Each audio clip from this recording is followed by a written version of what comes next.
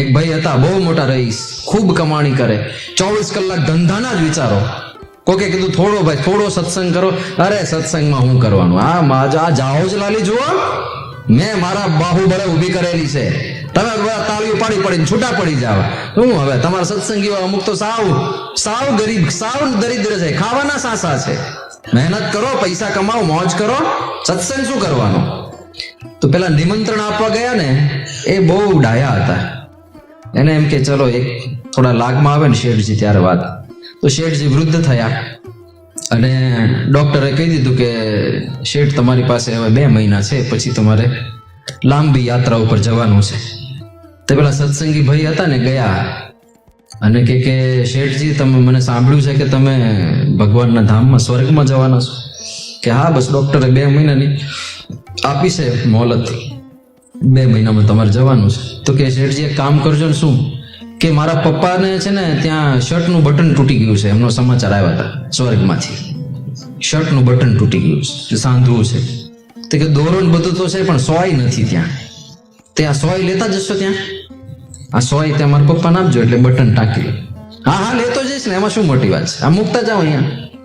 મૂકતા ગયા. શેઠજી વિચાર કરે કે આ સોય લઈ જઈશ કેવી રીતે લઈ જાવ? હાથમાં પકડીને લઈ જાવ તો હાથ તો અહીંયા જ રહી જવાનો છે, મોઢામાં નાખીને લઈ જાવ એટલે મોઢું બધું અહીંયા જ રહેવાનું છે, કશું આવવાનું જ છે નહીં. શેઠને લાગ્યું કે આ સોયના બાને કંઈક ઉપદેશ આપી ગયો લાગે. પેલો બોલાયો પાછો, પેલા ભાન પડે છે આ સોય તે કઈ આવતી હશે? સોય થોડી ભેગી આવવાની, આવું આપી જાશ મને ખબર નથી પડતી તને? પેલા ભગત કે શેઠજી હું એ જ કહું છું, આ તમે બધું ભેગું કર્યું છે, આ તમે મહેલ ને સમૃદ્ધિ ને ખેતર ને બધું કે કરતા હતા ને, કે જો અમે બધું ભેગું કર્યું, બાહુબળે ભેગું કર્યું, ભેગું આવવાનું જ કાંઈ? કે હા વાત તો સાચી છે. હા તો હવે 2 મહિના બાકી રહ્યા છે, હવે સત્સંગ કરી લો, હજી સમય છે, થોડુંક તો થોડુંક પણ કરી લો તો બહુ જરૂરી છે. આ જે મુખ્ય કરવાનું છે એ ના થાય તો શું કામનું? એટલે આ આપણું પોતાનું સ્વરૂપ આપણે સમજવું પડે કે આપણે આ શરીરમાં મહેમાન છીએ. અને જ્યારે તમે મહેમાન તરીકે હોવ, કોઈકના ઘરે મહેમાન તરીકે ગયા હોવ, તો ત્યાં તમે બધું પોતાનું માની લો. હા, તમે મહેમાન તરીકે ગયા હોય તો તમને સારામાં સારી સગવડ આપે, સારામાં સારી પથારી આપે, પણ તમને ભૂલમાં એવું થાય કે મારી પથારી છે. આપણે તો મહેમાન છીએ ભાઈ, આ તો આપણને સુવિધા મળી છે ખાલી મહેમાન તરીકેની, આ મારી પથારી નથી. સારામાં સારો રૂમ કાઢી આપે મહેમાન માટે. એ લોકો યજમાનો હોય એ થોડું એડજસ્ટ કરી લે, એક રૂમમાં 4 જણ સુઈ જાય, કાં તો 2 જણ અગાસીમાં સુવા જતા રહે, પણ તમને સારામાં સારો રૂમ કાઢી આપે. મહેમાન છો તમે, પણ તમે એવું માની લો કે ભાઈ હવે આ આપણો જ રૂમ, આપણે અહીંયા જ રહેવાનું. મહેમાન તરીકે બીજા ને ત્રીજા દાડે રોકાવ ને તો બધા ત્રાસી આંખે જોવા માંડે, હવે મહેમાન જાય તો સારું. તો આપણને ખબર છે કે આ આપણું નથી. એમાં શરીર, આ ઘર, આ વાડી, આ સગાવાલા, એ બધામાં આપણે મહેમાન છીએ. એક દિવસ છોડીને જતા જ રહેવાનું છે, આ નિશ્ચિત રાખવાનું. બીજું, જો આપણું આત્મ સ્વરૂપ આપણને મનાય કે આપણે ખરેખર આ શરીરથી જુદા છીએ, આપણે આત્મા છીએ, તો ફાયદો એ થાય કે આ શરીર સંબંધિત કોઈ પણ દુઃખ આપણને અડે નહીં. પણ આ વાત આપણે રોજ યાદ કરવી પડે, તો જ આત્મજ્ઞાન સિદ્ધ થાય. આજે સાંભળ્યું ને પછી 6 મહિના પછી સાંભળશું તો એમાં કઈ વઘાર બેસે નહીં. રોજ યાદ કરવું પડે ને પાક્કું કરવું પડે કે હું આત્મા જ છું, આ શરીરથી જુદો જ છું, આ શરીરમાં મહેમાન છું. જો એ ખરેખર મનાય તો જીવન એક ડ્રામા બની જાય, એક નાટક. કારણ કે આપણે મહેમાન છીએ આ શરીરમાં, એક રોલ ભજવી રહ્યા છીએ. મારે એક સાધુનો રોલ ભજવવાનો છે, તમારે એક ખેડૂતનો રોલ ભજવવાનો છે, તમારે કોઈક વેપારીનો રોલ ભજવવાનો છે, તમારે રાજનેતાનો રોલ ભજવવાનો, જેને જે ઉત્તરદાયિત્વ પ્રાપ્ત થયા છે ભગવાનની દયાથી, એવા રોલ ભજવવાના છે. અને રોલ ભજવે ને જ્યારે માણસ અનુસંધાન પૂર્વક, તો એ રોલ સાથે ક્યારેય એટલો એકમેક ના થઈ જાય કે ખરેખર દુઃખી થાય. એક ઉદાહરણ આપું.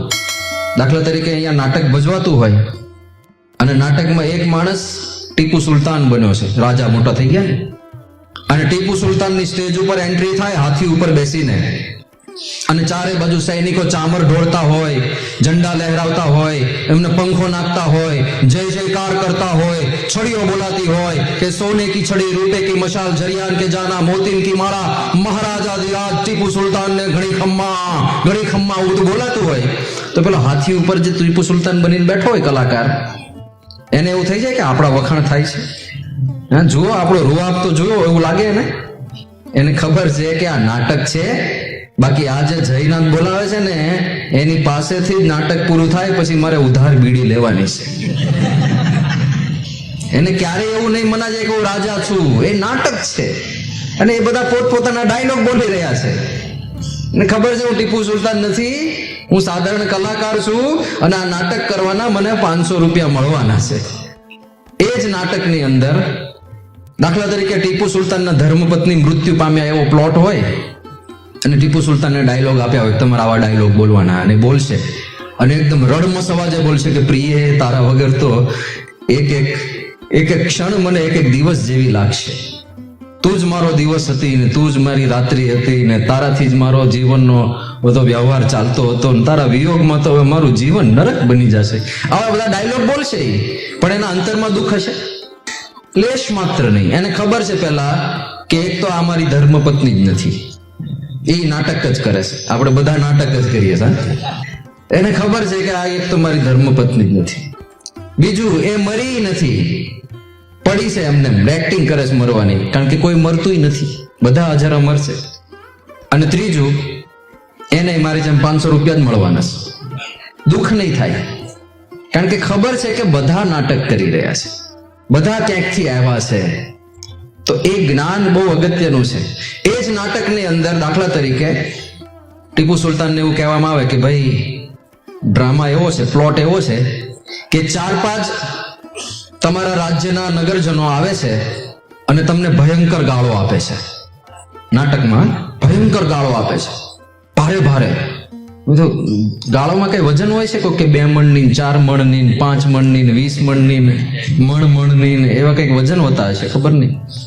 તે તમને સારામાં સારી બેસ્ટ ક્વોલિટીની ગાળો આપે છે. અને આને કીધું હોય ટીપુ સુલતાન તમારે શું કરવાનું, તમારા ડાયલોગ શું છે? તો કે એ લોકો જયારે ગાળો બોલતા હોય ત્યારે ટીપુ સુલતાને મોજથી બેસવાનું, હસવાનું અને એમ કહેવાનું, ઓહો નગર શ્રેષ્ઠીઓ, આપ જેવા ગાળો આપનાર મને ક્યાંથી મળે? હું ખૂબ પ્રસન્ન થયો છું તમારી વાણી સાંભળીને. હજુ 2-4 ગાળો વધારે આવડતી હોય તો વધારે આપો. આવા તમારા ડાયલોગ બોલવાના. તો હવે નાટક શરૂ થાય છે અને પેલા નગરજનો આવે અને આપે મોટી મોટી ગાળો અને ટીપુ સુલતાન હસી રહ્યા છે, ઓહો નગરજનો બહુ પ્રસન્ન થયો તમારી વાણી સાંભળીને, હજુ 2-4 વધારે ગાળો આપો. કેવું થઈ જાય? તો ટીપુ સુલતાનને લાગશે કે આ બધા મને ગાળો આપે છે. આપે તો છે જ, આપે જ છે, બોલી બોલીને આપે છે, મોટી મોટી આપે છે, છતાંય પેલા લાગતું કેમ નથી?